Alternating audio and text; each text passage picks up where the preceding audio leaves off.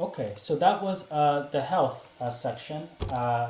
Wow, amazing. Now we're going to get into psychosocial, which is also, we saw it as being kind of a, an additional component of the health overall, but we wanted to have it in a distinct kind of, we wanted to present it kind of distinctly from physical health. To make it really quick, it's kind of similar to the other health section in that we had limitations in terms of the data that was available for us. But in terms of our analysis of gaps, what we looked at with the psychosocial, and again, it's very limited, but we looked at two things, which was um, the impact of discrimination, much of which this information was sourced from Project Woke. And Project Woke was a project conducted by the BCRC before we started our project. It was also led by Cherise Etienne. And at least there, she surveyed the participants and the youth specifically about their feelings of discrimination and how discrimination has impacted them in their life. There's other sources as well, of course, and some other research that looks at discrimination and its impact on health, as we suggested before in the health thematic area, and that's also available in our analysis of gaps. Another aspect we looked at when looking at psychosocial health, and again, information is limited, but was this survey that was conducted between CDEC and the African Canadian Center for African Canadian Career Excellence. So it was an organization that worked with CDEC to survey Black students in around 2013 about their reasons and incentives for living in Montreal. So we looked at what's motivating them, and by far the biggest factor that the strongest motivating factor for Black students was their economic opportunities or job related opportunities in Montreal and in Quebec. That was by far the biggest factor for why they choose to live in Montreal. When it comes to the focus group, some of the findings, again, I don't want to repeat, but we talked about stigma, and particularly stigma of mental health in the community. It's a tough, some people don't like to talk about it. I know with generation and over time, different groups, or sorry, a population at different times may be more or less comfortable speaking about this kind of thing. Um, Challenges with sense of belonging, isolation, the challenge of that, lack of role models. Someone mentioned overrepresentation of Black youth in social services, such as Bat Shaw Youth Protection, and how that could actually have an impact on someone's psychosocial well being. Um, Other people were talking about trying to reframe the Black community, how we think about ourselves, as kind of shifting this discussion from being victims towards a narrative more of survivors. We're surviving these issues, and trying our best to survive them. Um, Researching more about reasons for challenging, people were saying we need to do more research about the reasons people might drop out of the educational system, or the experience of Black students in the educational system. But I think this also applies to other systems as well, especially even the health and psychosocial as well.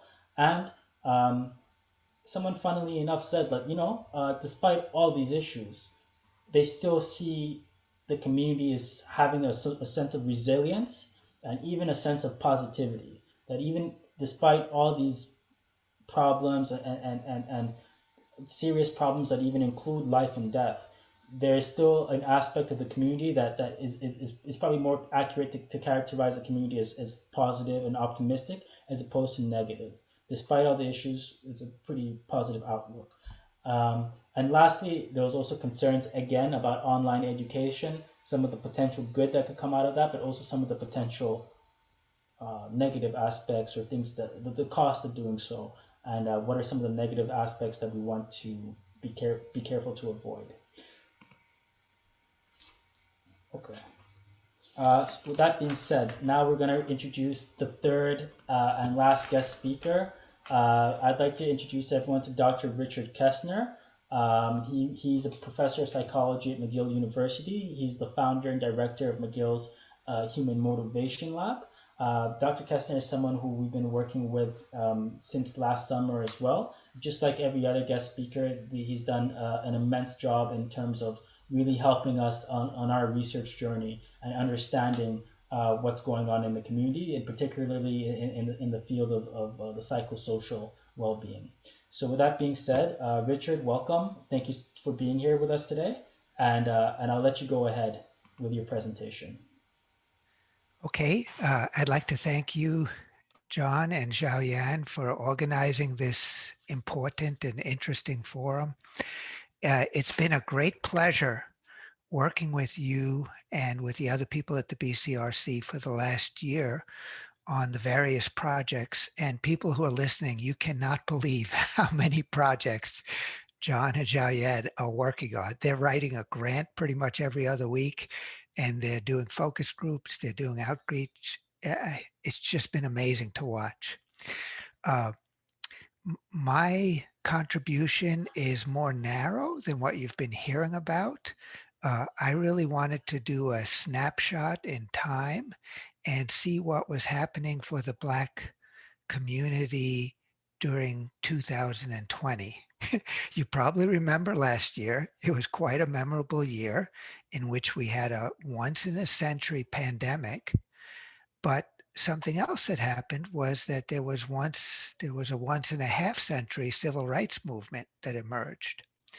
And my research question was whether the emergence of the civil rights movement, uh, the Black Lives Matter movement that came after the killing of George Floyd, whether the protests and the engagement in that movement might have helped Black young adults recover from the damaging psychological effects of the COVID-19 pandemic. Okay, you could go to the next slide. I'll show you what our objectives were, our questions. We actually began with a pretty simple question.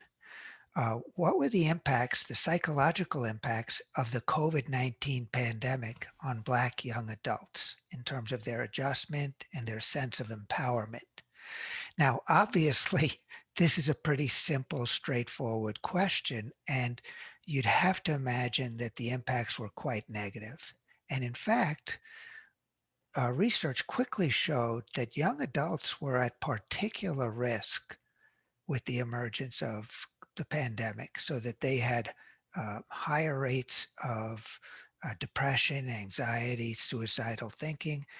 And among various groups of young adults, uh, the Black young adults had especially high uh, had elevations in these areas.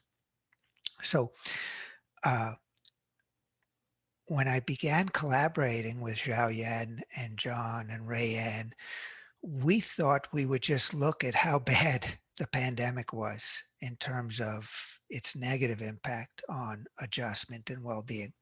However, while we were meeting, the Black Lives Matter movement arose, and it spread from the United States to Canada, and uh, it seemed to be something really very different, something that might be energizing.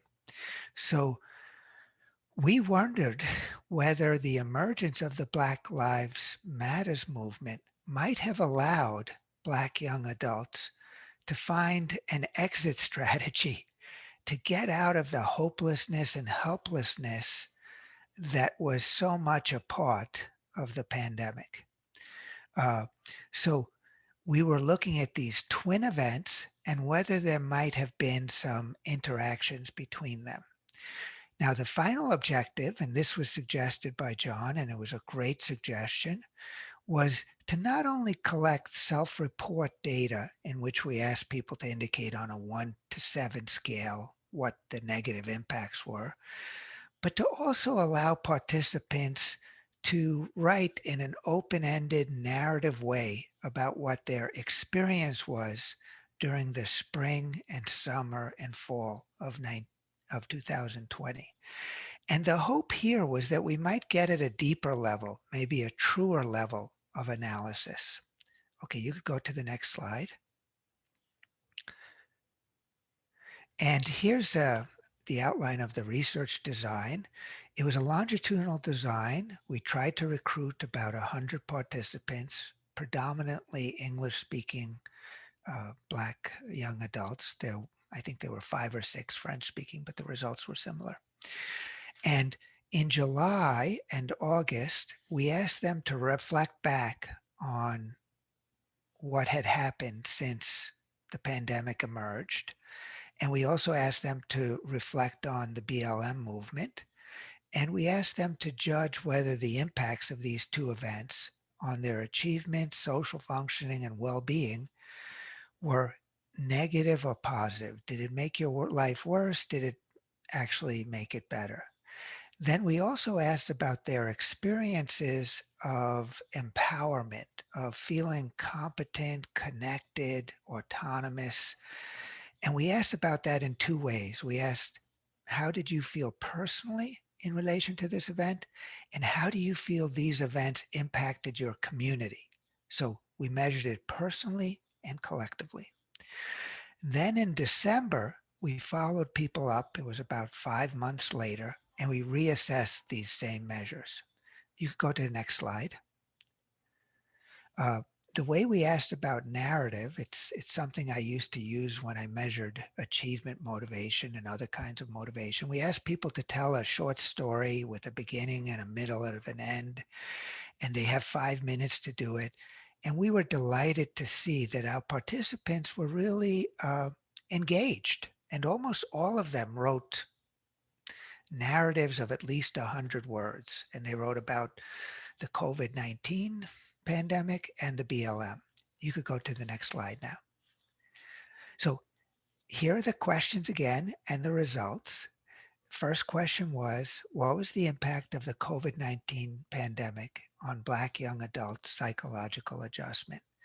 And here we found that participants reported a clear, powerful negative impact.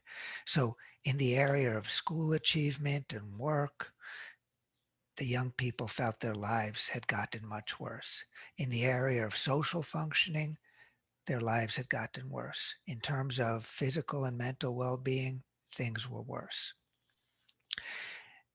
The next question was, did participation in the Black Lives Matter movement help young adults recover? And here, the results depend on at what time you look at them.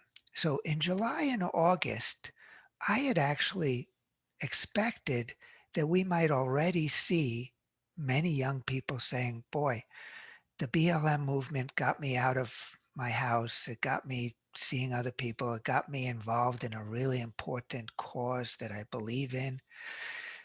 But we didn't really see that. There was just a kind of a slight improvement in July and August. However, when we followed up again in December, we found that there was a much more of an improvement that was related to the BLM activation, and that there was a link so that people who felt energized by the BLM movement also recovered more fully from the damaging effects of the pandemic. Now, what was most interesting, and I don't think any other studies have shown this, but with the Black young adult sample that we had, what was most critical in their adjustment was how they felt about how the Black community collectively was doing, rather than how they felt they themselves personally were doing. So that when the young people felt that the Black community was finding its feet, finding its voice, responding to the twin crises, that's when they started to do better personally. So it was really, first it was the collective and then the personal. Okay. The final thing I'll talk about is the personal narratives. And these were eye-opening to me, and I'm going to continue to collect personal narratives. John mentioned something about writing a narrative where you're a survivor rather than a victim. That's something we should have done with these narratives, but we didn't.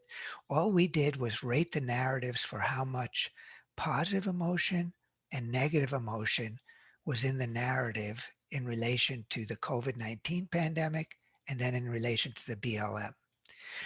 I had thought that the pandemic would all be negative emotions, but that the BLM, I might see some positive emotions, some hope, some resilience. And we actually didn't see that. Instead, what we saw was two different kinds of negative emotions. So with the pandemic, the young people talked about being frightened, scared, anxious. So these are activated negative emotions. There was no positive emotions, of course, during the pandemic. But with the BLM, there was very few positive emotions. And instead, what we saw a lot of was they call low activation negative emotions, kind of a tiredness, an exhaustion, a helplessness. And that was because the young people felt like, why is this still happening? Why 2 weeks after George Floyd was killed, was there another young American black young adult who was killed by police? And why 2 weeks after that did it happen again? And why has this been happening for years and decades? And why does it never stop? So, and what's interesting there is that that was different than what we got in the self-reports. So I think the psychosocial reaction was working at two levels. At one level, the young people were feeling a sense of resilience and recovery because the BLM movement allowed them to uh, work with others, collaborate with others, and feel like they were doing something positive. Yet at a deeper level, there was also kind of a fatigue and a sense of inevitability that, boy, this keeps happening and it just never stops. Now, uh, we actually did follow up this particular study with a Canadian-wide study of 400 young adults, and we did that with the Leger Survey Company. And our sense from this more recent data is that the move has been more toward resilience and optimism. And I hope we'll continue to see that despite this unbelievably traumatic year that the Black community had to live through, there is a sense that there's been a forward movement. And, we've been very excited to see that. Thank you very much. I hope I didn't go too long.